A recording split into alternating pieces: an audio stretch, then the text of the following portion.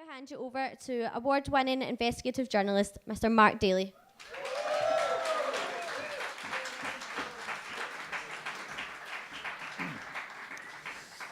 Thanks very much. Okay, ladies and gentlemen, welcome to the Scottish Student Journalism Awards for 2013. This competition has been set up for the second year by the second year HND Media and Communication students at Cardonald College in Glasgow. Really well done to them.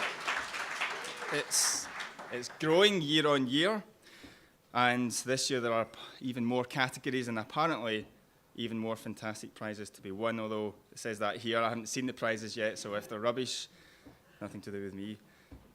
This year we're privileged to launch a new category. That's the Callum MacDonald Memorial Award. Now, this accolade is inspired by the career and legacy of the Daily Record and Herald reporter Callum MacDonald, who died in 2008. I and many people here had the good fortune to work alongside Callum. I did for a year at the Record, and we're honoured tonight that his mum, Jackie, and Dad Callum are here to present an award. So thanks, and welcome to you both. So it's great to see so many students from across Scotland sending their best pieces of journalism in to the competition, with over 100 high calibre, it says, entries independently shortlisted. The judging process was extremely difficult. And that leads me to the judges. The list of judges reads like a who's who of the cream of Scottish journalism. So it's a testament to the organisers for securing such high-profile people to sift through these entrants. So we shouldn't underestimate that. It's been a really great job done by these guys. And just looking at the first few rows here, it's clear what a great job they've done. Now, these people are mostly senior reporters or editors who've done and seen it all in Scottish and UK journalism.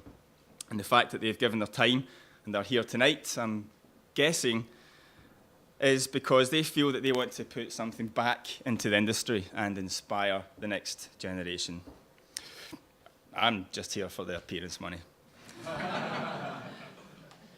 If anyone sticks in an FOI about that, I'm actually joking, right? No one's getting paid tonight. I was actually very pleased to be asked to do this tonight. It just seemed like only yesterday I was in the same position.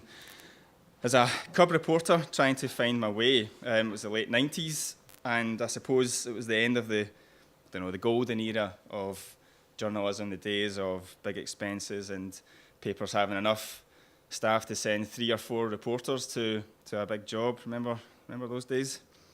Now, I cut my teeth at the Clydebank Post, and I quitted myself, I think, well enough to get a trial at a major newspaper, which will remain nameless for this anecdote. But I can tell you that every word of this is true. The first day of my week-long trial at this paper, a legendary Fleet Street character took me aside, and he said, Mark, we want to see what you're made of. So he sent me home, told me to dress like a drug addict, and I had to come back and I strapped on a secret recording device.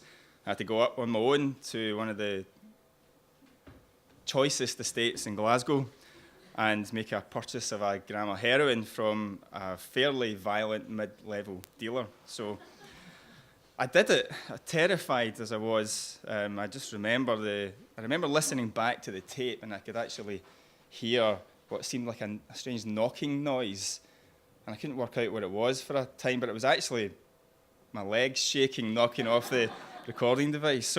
But I went, I did it, I made the purchase, and I walked back into the office triumphant, and handed over the purchase, transcribed the tape, wrote it all up, and I thought I had arrived.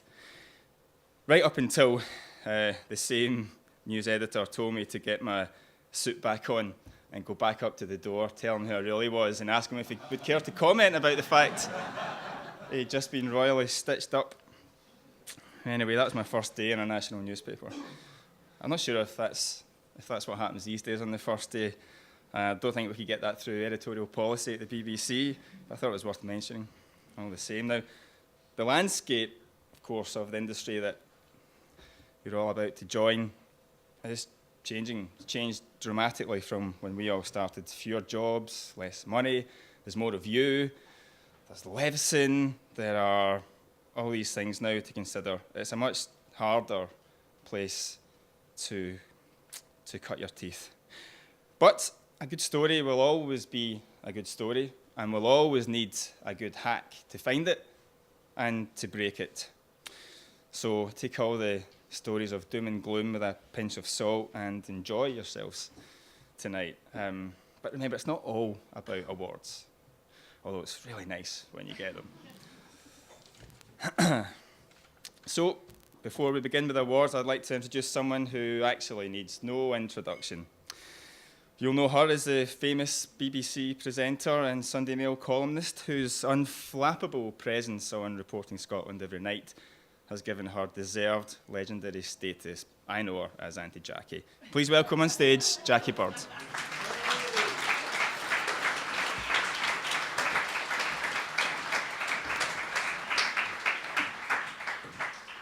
Thank you. I do like a younger man. And I also like to bathe in his reflective glory. RTS winner. Fantastic. Let's hear it from Mark, one of our best investigative journalists. Tenacious. Good evening. You're all here for an exciting evening. And who do you get to start off? The woman who was on the telly when you were in your pram. Look at me. I've spent all my life as a journalist, and I've reached the heady heights now of reading out loud for a living. That's really what I do. In fact, it's such a bizarre job that years ago when my son was that size, he was asked to write in his school news book what his parents did for a living. We'll gloss over his dad for the moment. And Jacob wrote, "My mummy puts on her best clothes, lots of makeup, and goes out to work at night." So I think that pretty well sums it up. It is a real honour for me to be invited here to talk to you. It feels like yesterday I was in your position. It certainly wasn't. I'm not going to bore you with a detailed CV. Let's just say that I've been fortunate to have been, and probably still am, a bit of a media tart. In 34 years of journalism, I totted that up, it's shocking, 34 years of journalism, most of the publishers represented in this room have left their money at the bedside table, shall we say, of my professional life. Magazines, daily news, radio news, daily, evening and weekly newspapers, and of course, I'm sure they'll agree, the daddy of them all, television news. Next year, I've been presenting Reporting Scotland for a quarter of a century. As they say, you don't get that from mass murder these days. So in the short time I've got here, as Chris Huhne said to his former wife, I've got a number of points I'd like you to take on board. I began in the days of typewriters and four-plies, copy boys, and literally racing to find a phone box. Now it's online pages, 24-hour news, and God help us, tweeting. Now, much of journalism now is just processing news, and that's fine.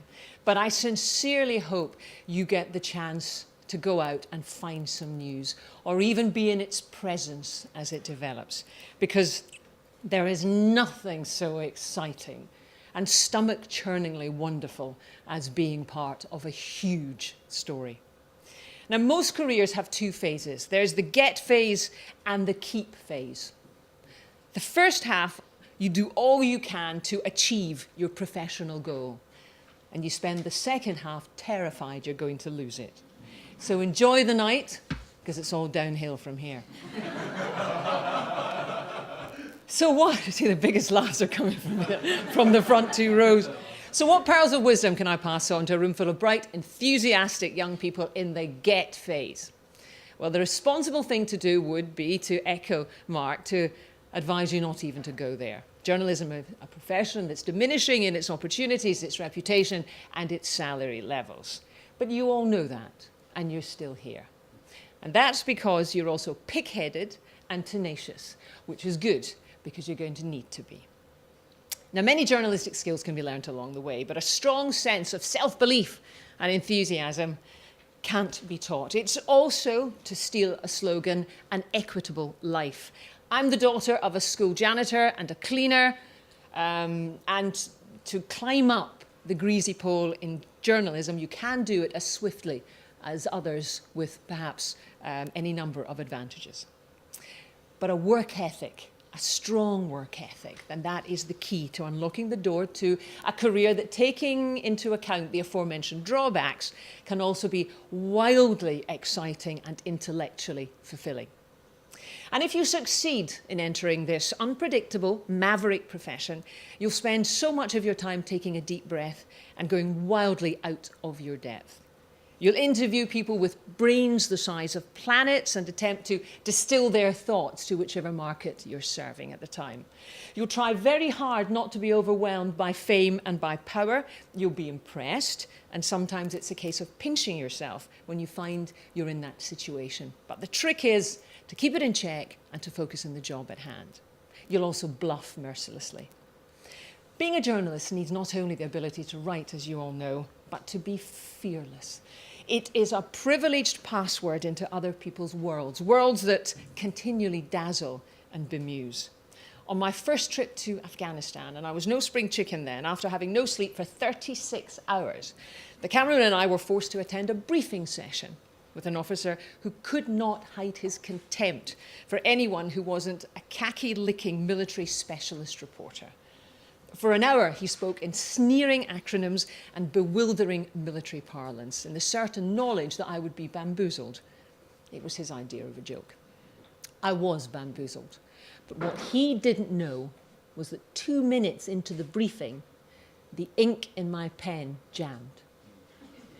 And while I continued to mime, to write down every utterance he was giving me with my cameraman asleep on my shoulder, I was writing down nothing.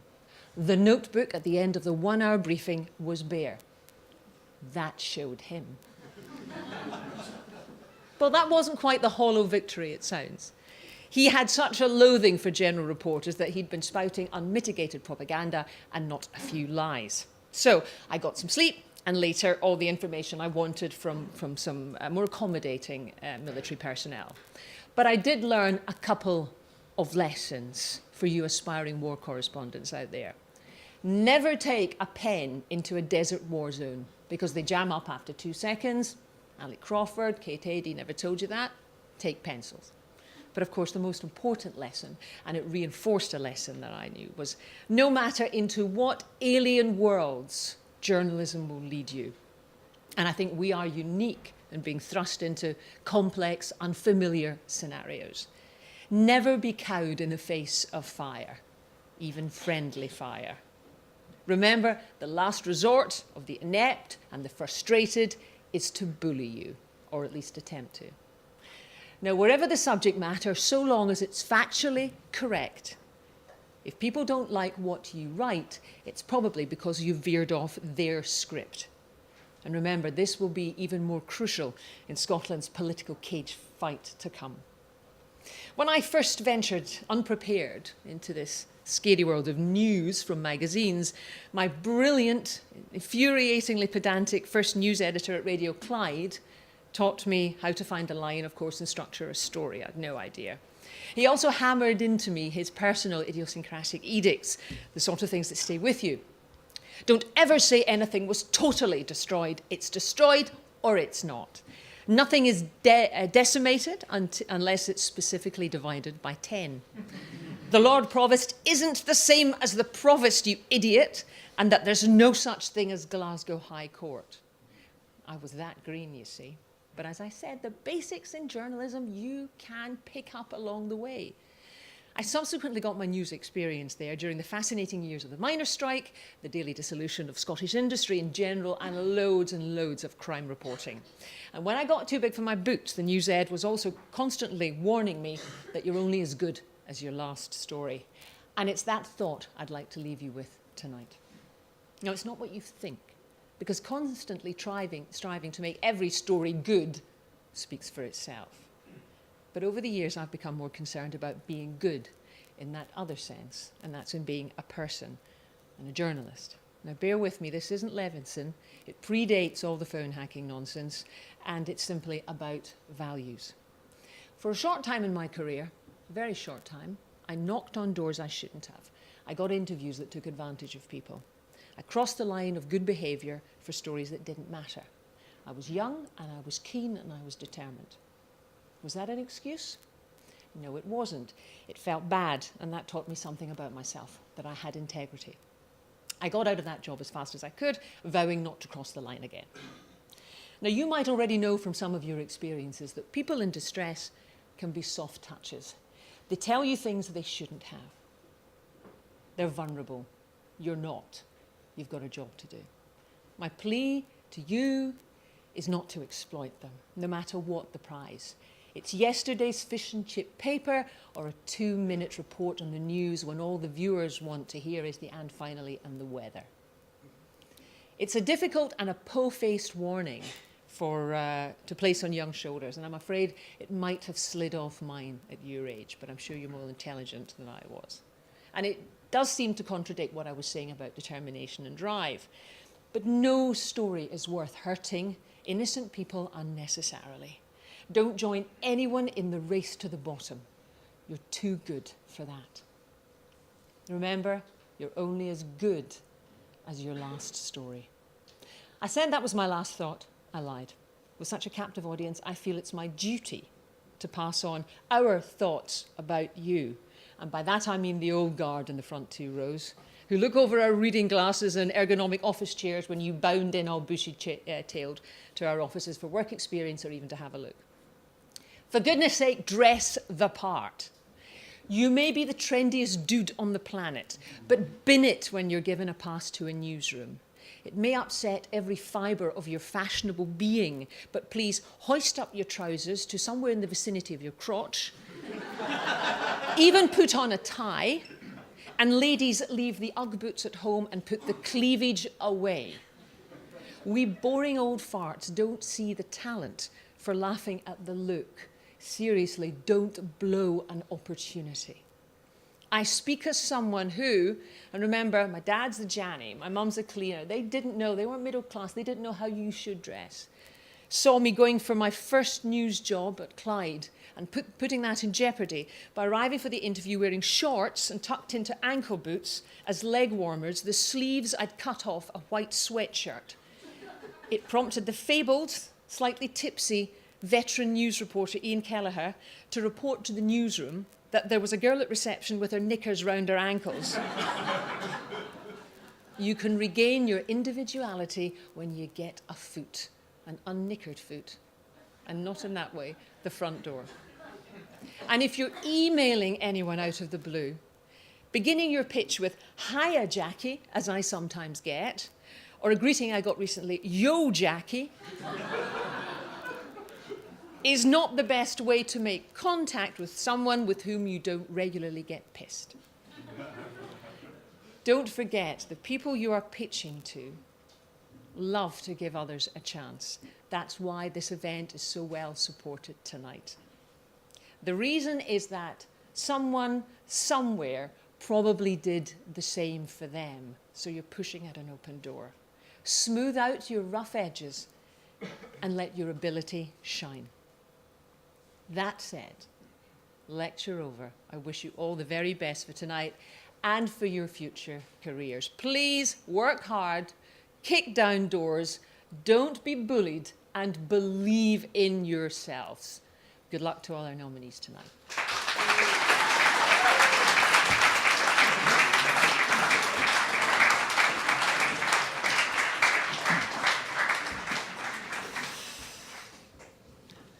Journalists are some of the most despicable, bitchy, gossipy creatures I've ever met, and there's plenty of them at the BBC.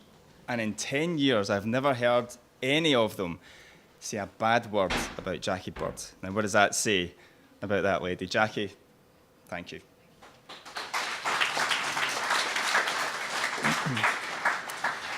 Okay, it's on to the business end of the evening. So I would like to welcome Phil Miller, the arts correspondent from the Herald, to the stage to make the first awards. This is for the arts and entertainment,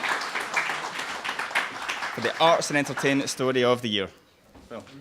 Thanks, Mark.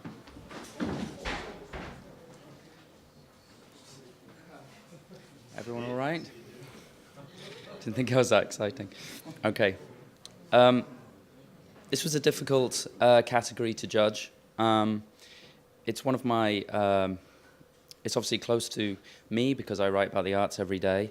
I still believe that just because you write about arts or entertainment, fashion, or music, there's still a room to be rigorous, to balance your judgments with insight and knowledge, and not just to write about your opinion, because your opinion doesn't matter if it's not informing the reader what you're writing about. So the two winners I chose were both very well written and judged pieces. And the first one for the commended category was an interesting piece about a fascinating hip-hop artist, well explained, a little bit polemical, but he got away with it. A vibrant and informed piece overall by Michael Reynolds, The Fight for Hip-Hop Soul.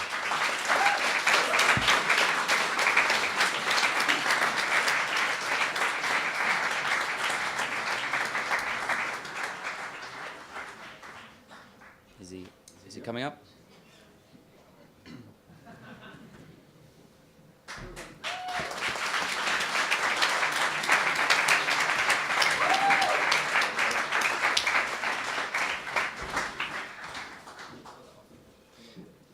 The winner was a very well-written and professional account of a newsworthy and culturally important event. It was actually a news story that could have been run in the news pages of the Herald. Probably should have been something that I covered myself. It could have been printed in either news or features section of a national newspaper with only minor trimming, and it really stood out for its solidity and good writing. So the winner was Jamie Brotherson for A Meeting of Minds.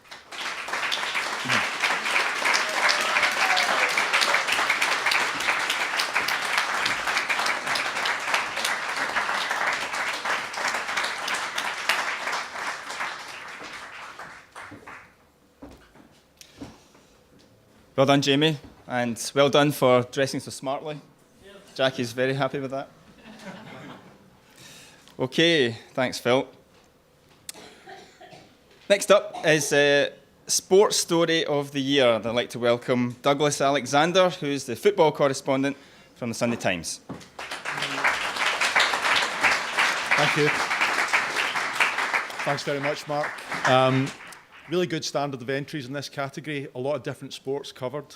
The two that stood out for me, the first of all was the commended entry, which was mixed martial arts in Scotland.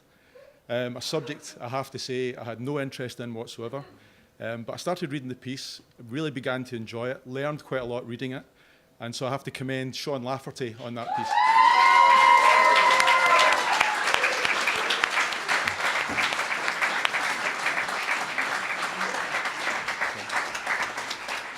Make sure I don't give you the winner one. Yeah, I really appreciate that. No problem. Okay, thank you. The winner was a rugby piece.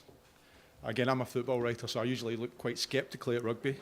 But again, this was a piece that it told you the writer had really prepared properly for the interview, a lot of research into the subject, very good questions. You could tell by the answers that the questions were good. And as Phil said about the arts category, this piece could have gone in a national newspaper with very little work done to it. And that was written by Gavin Harper.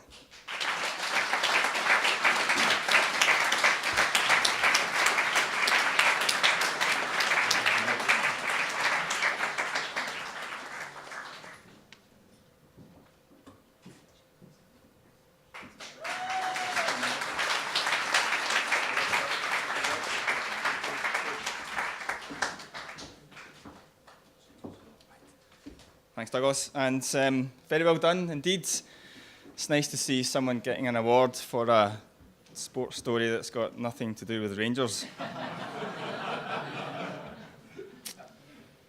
Yeah. And I've just been asked to point out, any winners are able to come up this side as well. You don't have to come round the back entrance. Okay. Next category is Column of the Year. And to present this award is the former political editor of the Sunday Post and a very well-known journalist who's recently been given a Lifetime Achievement accolade at the Scottish Press Awards. Please welcome Campbell Gunn.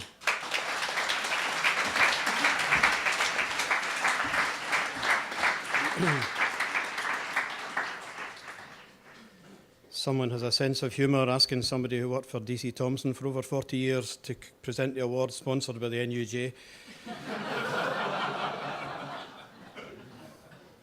Thanks, Paul. This, again, there was 5 really good entries that I read here. One or two wee things I would say, we're now more or less, well, many of us are now having to write to the page, so please, there are no apostrophes in plurals. I still saw that in 1 or 2 items today. The commended item was about a place I know, the plight of a place I know very well. It was a good controversial local issue, tackling the problems facing one of Scotland's iconic villages. And of all the entries, it was the only one containing any humour. For the plight of John O'Groats, commended goes to Colin Stone.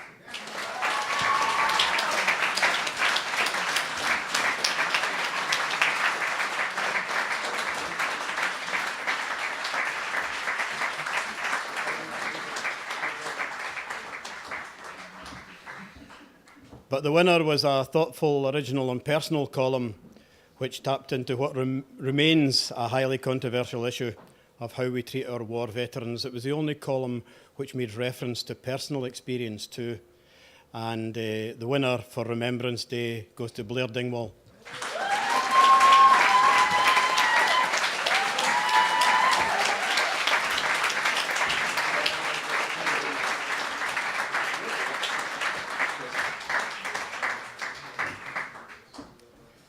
Very well done. Thanks, Campbell. Okay, next up is News Story of the Year. And here to present this award is Kirsty Scott, Guardian writer.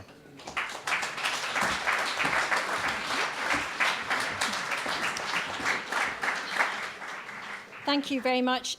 Just to kind of add on to Jackie's tips earlier, and I've just realised I've done it, don't go anywhere without a pen in your hand when you're starting out in your career. This category was an absolute joy for me to judge. I've been a news girl through and through, despite the various incarnations in my career, and I've still not forgiven the editor at the Herald, who's not here tonight, who dragged me kicking and screaming into the features department. So this was absolutely wonderful. Brilliant entries, a whole range of stories on different topics, and a sign that you really are not just processing information, that you're going out and hunting for stories and sourcing them well and writing them well. For the commended category, this was a brilliant local story which kind of jumped out at me and made me think, oh, does that apply to me? Which is a sign of a fantastic local news story. It was about a neighbourhood in Polmont who had been overcharged for their council tax for a very, very long time and were facing a huge windfall. Fantastic local story. It was well written, it was very well sourced with a great range of quotes. And that goes to Courtney Cameron.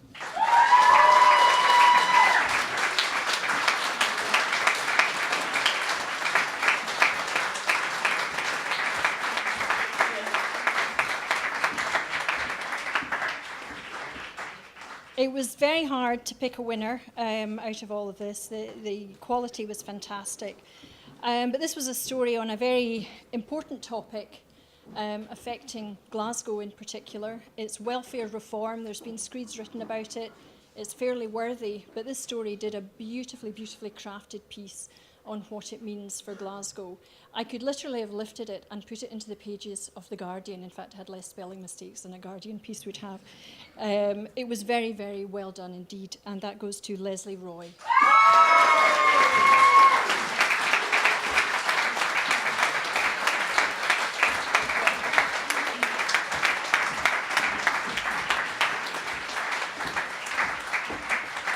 Thanks, Kirsty. Well done, Leslie. Okay. The The next category is the coveted Scoop of the Year award, one all of us would have loved to take in our time at some point. I'm sure some of us have, not me, but some have. Anyway, I'd like to welcome Julian Calvert to the stage, please. Julian is he's the chairman of the Society of Editors Scotland. Thanks, Mark. I'm delighted once again to be presenting this prize on behalf of the Society of Editors, especially in a week when David Montgomery, the new boss of a company running newspapers in England, said he didn't want his reporters to waste time finding stories, he just wanted them to harvest content. And they hadn't planted the content, I think they were just going to rustle it from somewhere. It's a very high standard of entries once again. I'm very grateful to the editors who did the judging on my behalf. Like me, they were probably excited when they saw the shortlist. The first word that jumped out to me was prostitutes. The second word was Tommy Sheridan. They weren't in the same story, much to my disappointment and slight relief. The winner, however, was a story which affected an awful lot of people. It was the sort of story, all the judges said, which would have any news editor wondering how many other such stories could they run, how many other people would be affected, like the people in the street in Portmont who got 2,000 odd quid each for Christmas as a result of their council tax rebate. So the winner is Courtney Cameron.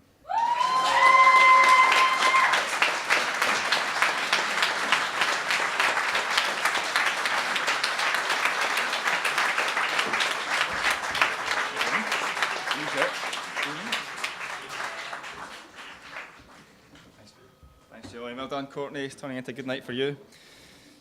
And hard lines to the person who did the Tommy Sheridan story. I'm quite partial to a Sheridan scoop myself. Okay, our next award is for the Multimedia Publication of the Year. And here to introduce this award is the Group Digital Editor of the Herald and Times, Callum MacDonald.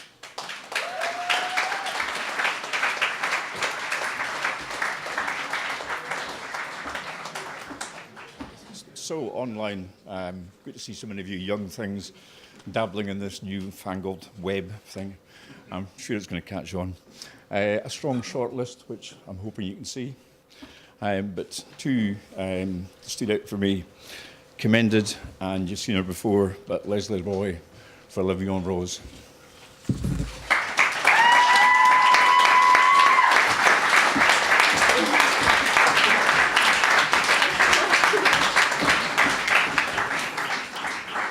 And in my eyes, the clear winner, simply because it was the most ambitious project, and I think came pretty close to pulling it off.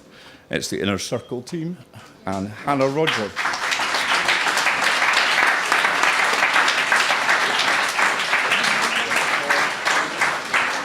Are they all coming?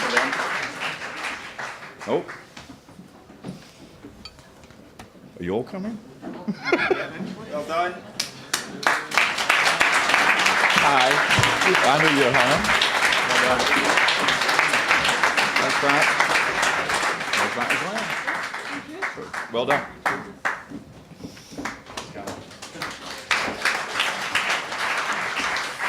Well done, you lot.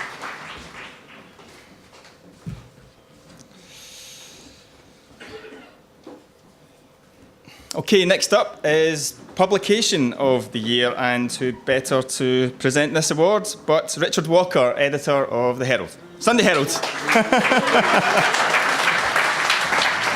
My apologies.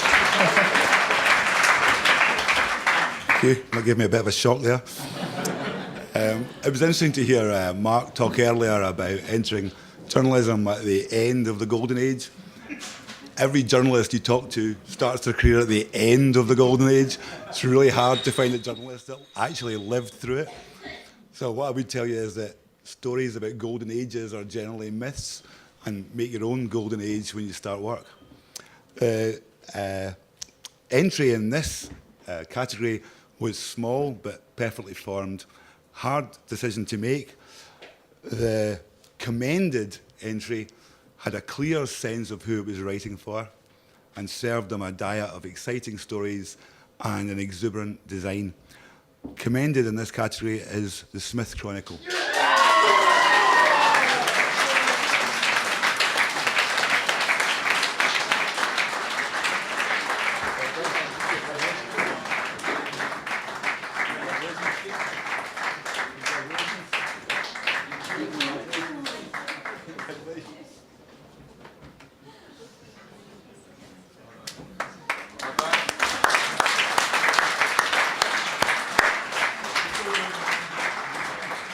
This is hard work up here. The winner, though, displayed just sheer professionalism, strong news judgment, well designed, a very solid performance without being anything like as dull as that sounds. The winner of the Student Publication of the Year is the Caledonian Chronicle.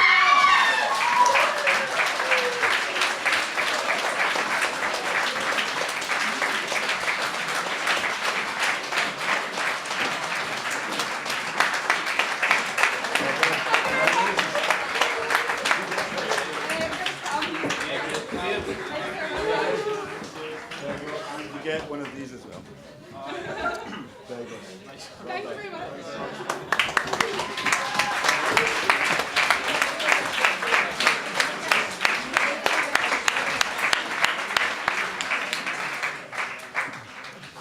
Very well done. Sorry for that slip, Richard, but I don't feel too bad about it. I've never really forgiven you for not giving me a job in 2001, to be honest.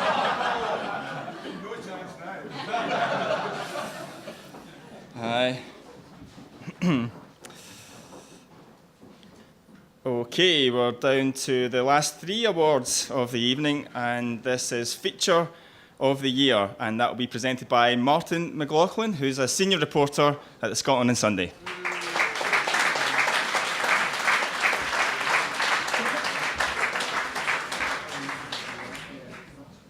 I know everyone in this room is probably far more versed in the use of Twitter than the people in the 2 front rows, but features still have a vital role to play in modern journalism because they give things context and colour and information, and they just add a certain gravitas and insight which 140 characters just can't.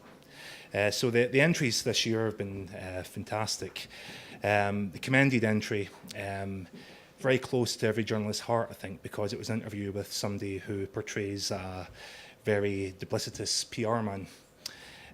The actual interview itself was great, well structured, really strong structure, good quotes, and it was written by Jamie Brotherson.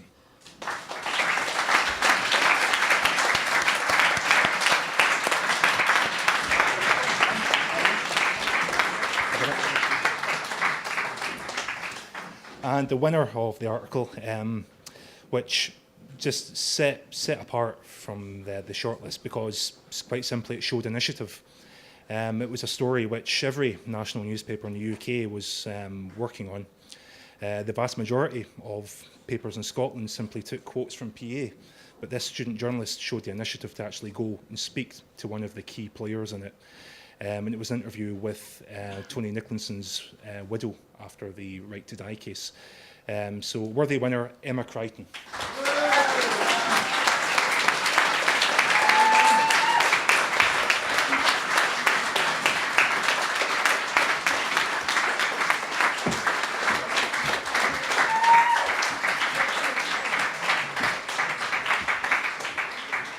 Thanks, Martin.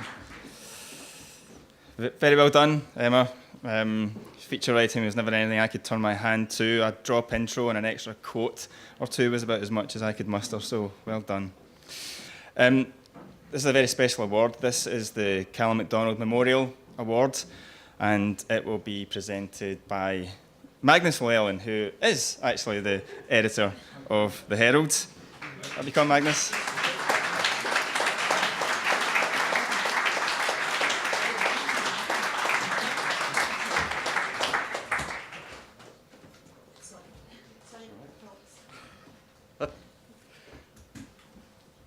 Should help. I'm not accustomed to them, how many?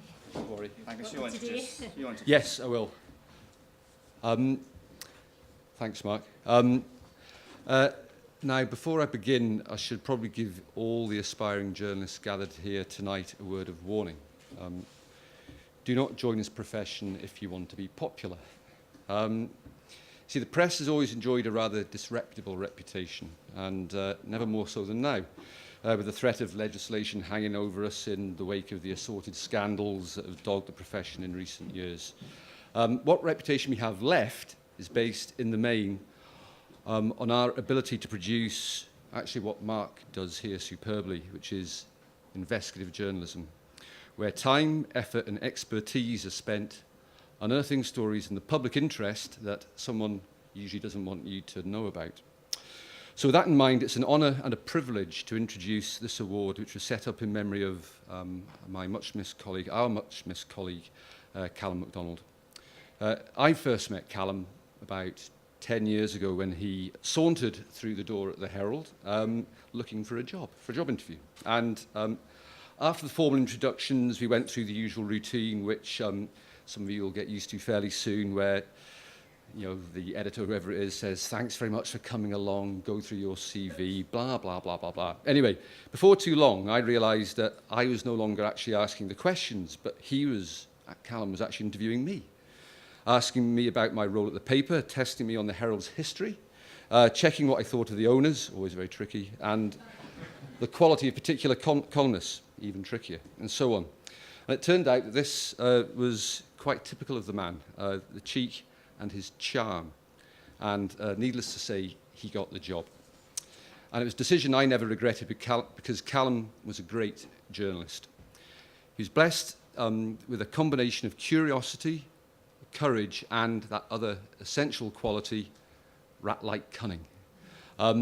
He started out at the Lennox Herald and Stirling Observer, I think that's right, but first came to wider attention after securing an exclusive interview with one of Northern Ireland's most notorious figures, the lawyer's killer, Michael Stone. So it's the courage for you, not an easy guy to interview.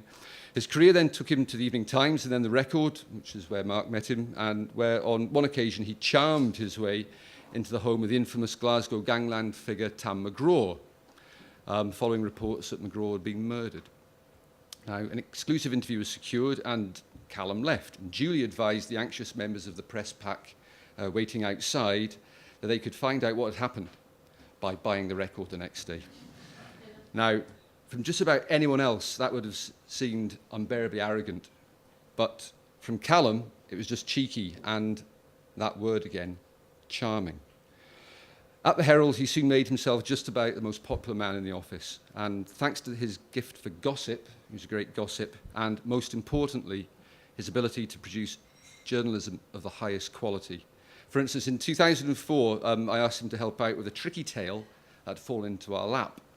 At the Herald's glitzy Scottish Politician of the Year Awards, someone had tried to set the venue on fire, which is never good at an award ceremony, especially at your own award ceremony. So watch out tonight, Kathleen. Anyway, we had good reason to believe that the guilty party was none other than one of our honoured guests, the former Scottish Executive Minister, Lord Mike Watson. All a bit embarrassing in many ways, but never mind that, it was a great story. So Callum was duly dispatched to a badly hungover Lord Watson at his constituency office in Glasgow, and using his disarming tenacity, Callum put the allegation to Lord Watson. Watson denied it all vehemently, and Callum let his angry denial run its course. And once it was finished, Callum then produced our set of rather damning CCTV pictures, which showed the drunken peer trying to torch a set of expensive velvet curtains at the Edinburgh Hotel where the awards were being held. And Callum recounted the story when he came back. He said, I've got the story, this is what happened, it was fantastic. And it helped give the Herald a great scoop, and also saw Lord Watson jailed for 16 months. Now, not long after that, I asked Callum to begin background work on the serial killer Angus Sinclair, who had just been charged with what are known as the World's End murders, which is the killing of 2 young women in Edinburgh in the late 1970s. He spent 2 years leading up to the trial uncovering a massive material relating to this awful but fascinating case. And when the trial collapsed, his coverage provoked a damaging fallout between the Lord Advocate and senior members of the judiciary. Callum's exceptional investigative journalism earned universal praise, not least from the legal profession, which was slightly ironic because within a fortnight of that story appearing on our front page and several pages inside the paper, he was beginning a 2-year law degree at Glasgow University. And he went on then to secure a scholarship with the leading law firm McGrigor's. He still kept in touch with his old workmates, and despite his exciting new career opening up before him, and none of us had any doubt whatsoever he was going to make a great lawyer. But then, just 5 years ago, he was struck down by an aggressive form of cancer at the age of just 32. So this award for outstanding journalism is very apt because Callum was an outstanding guy. And those of us who knew him still miss him as a colleague, but more importantly, as a friend. Now, I'm delighted to say that his dad, Callum's here tonight, as is his wife, as his mother, Jackie, who's hobbled onto stage because I have to tell you this. She was at... I'm going to have to, sorry, I'm a journalist. I know, it's such a story. She was at Blair Drummond Safari Park today and got trampled by a herd of llamas.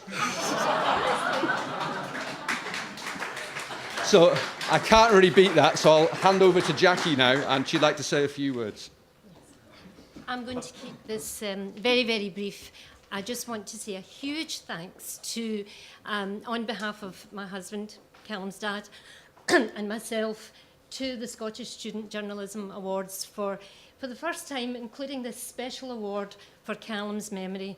It means a great deal to us as a family, and I know it means a great deal to all his friends and his colleagues who are here tonight. He's missed by us all, and I want to thank you very much for including this award. Thank you.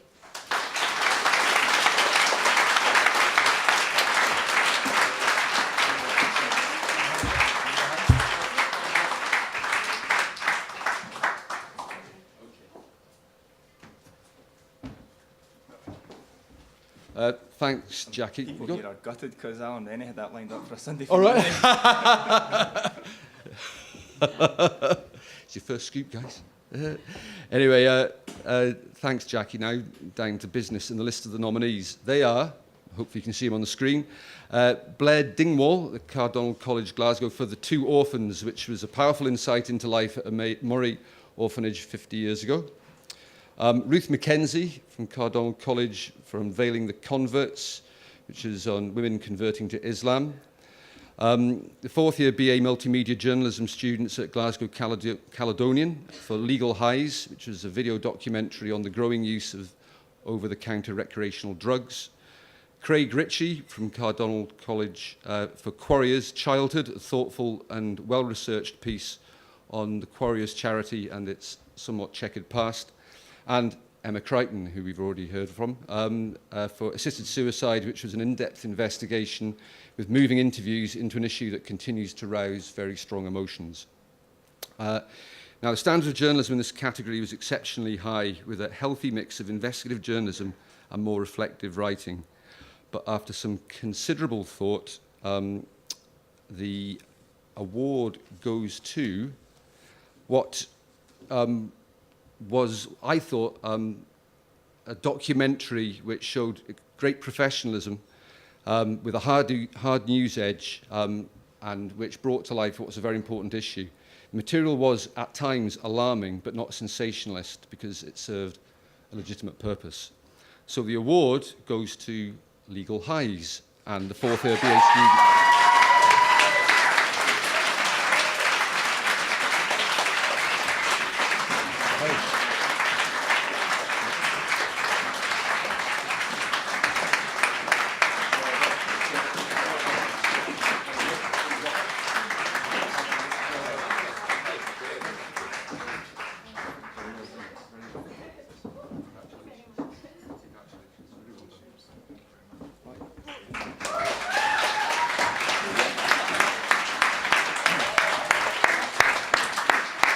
Very well done, guys. Thanks very much to Magnus for that lovely speech, and thanks very much, Jackie. And I'm afraid if you wanted to keep the llama story a secret, you came to the wrong place tonight.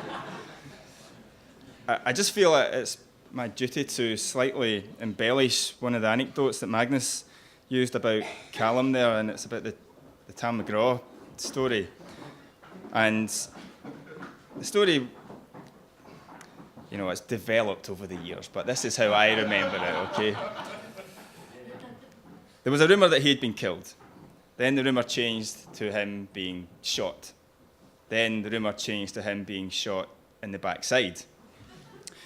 So, and Tam McGraw also had, I think, a brother or a cousin or a relative who looked very similar to him. So when Callum was allowed in to the house, and he was presented with this guy who looked like Tam McGraw and who looked like a gangster and was hard and, you know, ticked all the boxes, He said, right, I'm Tam McGraw. I want you to go out there and tell everyone that I'm still alive. He said, how do I know you're Tam McGraw? He said, because I'm Tam McGraw. He says, have you been shot? I've been shot. Where have you been shot? The backside. And Callum said, show us. So Callum MacDonald, I think, became the only journalist in history to have been shown Tam McGraw's arse. And anyone who had seen that had the right to go out and tell the pack that they could read all about it the next day. So, Callum MacDonald, we salute you.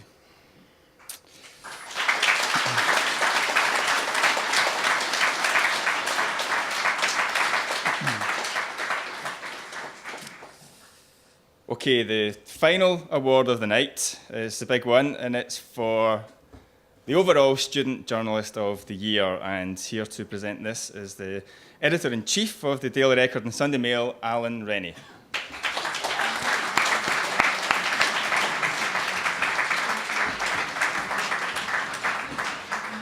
Thanks, Mark. Can I just say what an honour and a privilege it is to be invited along here tonight to see the future of journalism. I feel very, very humbled and also very, very old. And I feel very, very jealous. The only thing I've ever won in my life was a 20 metres backstroke certificate when I was 13. So I'd like to congratulate all the winners and to everyone else who participated. Just keep on going, stick in there. I'd also like to thank Mark and Jackie for some inspirational speeches, and I've learned a lot from what Jackie told me tonight, so I promise I'm going to be good from now on, Jackie. I think I tell my reporters the hallmark of a good story is to tell me something that I don't know, and if I do know it, to actually shine a new light on that subject, and I think that's what tonight's winner has done. When I read the piece, the first thing I did was read it again, and then the next day I read it for a third time, and I'm still thinking about some of the messages in that piece. And I'm actually thinking about I could turn it into a novel and sell the film rights. I think it was poignant, thought-provoking, and above all, it was honest and from the heart. And I'm delighted to announce that the Student of the Year award winner goes to Blair Dingwall.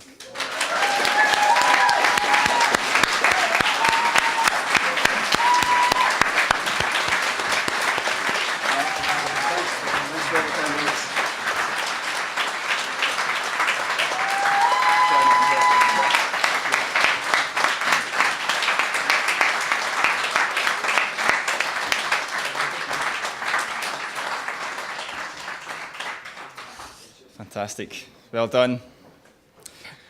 Okay, that's just about it. I'd just like to add my own congratulations to everybody who won, who was commended, and who entered tonight. So really well done to all of you lot, and a huge well done to the people who organised this tonight. This was put on entirely by the students, and it deserves a massive round of applause. So well done.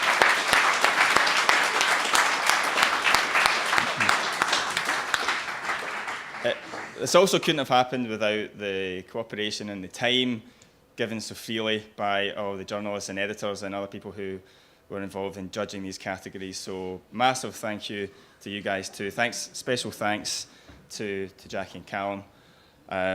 So you have made this evening what it is. And a little bit of housekeeping. The buffet isn't quite ready, but it will be open soon. And I'll leave you with 4 of the most important words that any journalist could possibly hear. The bar is open. Thanks very much.